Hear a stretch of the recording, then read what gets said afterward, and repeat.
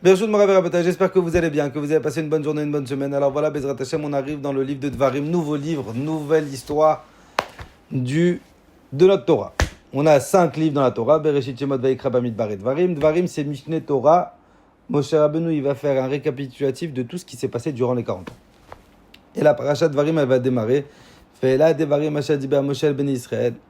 Pe'ver Hayarden Ba'arava Mulsu ben Paran ou ben Tofel Velavan Vachatzerot Videzav. Moshe Rabbeinu, il va leur donner des endroits géographiques du désert. Et Rashi sur place, il dit tous ces endroits géographiques que Moshe il a donnés, c'est pas des endroits qui existent. C'est quoi? Qu'est-ce que Moshe il leur dit alors à ce moment-là? Et il nous dit Rashi que Moshe à ce moment-là, on est à la fin des 40 ans des Juifs dans le désert. Moshe il sait qu'il va pas rentrer en Israël. Et donc Moshe il leur fait des remontrances allusionnées sur les avérotes qu'ils ont fait dans le désert. Exemple, Dizav, il dit Rachid Dizav, c'est le veau d'or. Donc chaque endroit que Moshe leur donne à ce moment-là, c'est les endroits où l'Am Israël ils ont fait des fautes. Et Moshe il va leur faire des remontrances sur les fautes qu'ils ont fait il y a 40 ans.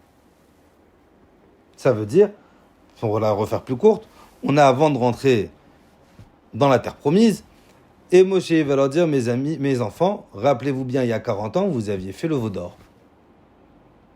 Et mon père, un jour, qu'Hachem lui accorde une longue vie jusqu'à 120 ans, Bezrat Hashem, mon père, un jour, il a posé une question magnifique. Il a dit, je comprends pas. 40 ans après, tu leur fais des remontrances sur une histoire qu'il y a eu il y a 40 ans avant. À quoi ça sert? À quoi ça sert? Ça, t'aurais dû leur faire la remontrance quand ils ont fait le veau d'or, 40 ans avant.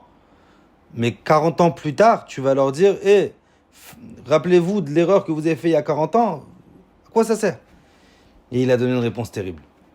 Et Bémet, c'est un secret, si on arrive à l'accomplir, si on arrive à le faire, ça peut changer une vie. Moshe, il sait que s'il fait des remontrances à Am Israël, et qu'Am Israël, ils ne sont pas prêts à les accepter, ça ne sert à rien de faire la remontrance. Moshe, il dit, je vais attendre les 40 ans. Je vais leur montrer combien d'amour j'ai pour eux. Je vais leur montrer combien de patience j'ai eu pour eux. Je vais leur montrer que tout ce que j'ai fait pour eux, je l'ai fait vraiment par amour. Si Moshe il leur aurait fait cette réflexion, cette remontrance, au moment où Am Israël, ils auraient fait le veau d'or, dans la tête d'Am Israël, il se serait dit, Moshe, il nous fait des remontrances uniquement pour se venger, parce qu'il est en colère, parce qu'il n'est pas content, parce qu'on a fait du mal.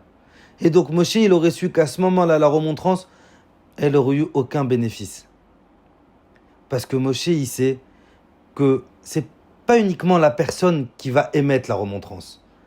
Il faut que la personne en face, elle soit apte, elle soit prête à écouter la remontrance. Et Moshe, il sait que si je vais faire une remontrance, alors qu'il n'est pas prêt à l'écouter, je vais juste faire des histoires pour rien. Donc vaut mieux que j'attende le moment propice. En quoi ça nous touche? Quand des fois on voit qu'une personne en face, elle est en colère. Tu vois qu'elle est en colère. Ça sert à rien de faire de remontrance à ce moment-là. Pourquoi? Parce que ça va être juste, tu vas parler, ça va crier encore plus, et toi tu vas crier encore plus, et c'est pas le zman de faire des remontrances. Il y a un zman, il y a un temps pour faire des remontrances. Mais pour pouvoir réussir à faire la remontrance, et à ce que la remontrance elle passe bien, il faut que la personne en face, elle soit persuadée que ce qui sort de ma bouche, ça sort pas par aigreur, ça sort pas par haine, ça sort pas par méchanceté, mais ça sort uniquement par amour. Et c'est pour ça, malheureusement, que quand on est en colère, mais évidemment que la remontrance qu'on va faire, elle n'est pas du tout constructive.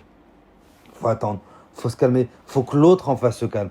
Et c'est pour ça que Moshe, je ne sais pas si on arrive à prendre conscience, Moshe, il attend 40 ans pour pouvoir leur dire, mes enfants, c'est pas bien ce que vous avez fait. Nous, quand les enfants ils font des bêtises, quel 40 ans? La seconde d'après, on s'énerve. Moshe dit, ça sert à rien. Ça va pas être constructif. Sois patient. Tu vas l'élever, ton enfant. Et au contraire, à travers le fait que peut-être à ce moment-là, tu fais pas de remontrance, peut-être que l'enfant, il va se dire, punaise, avec tout ce que je fais de mal, papa, il m'aime.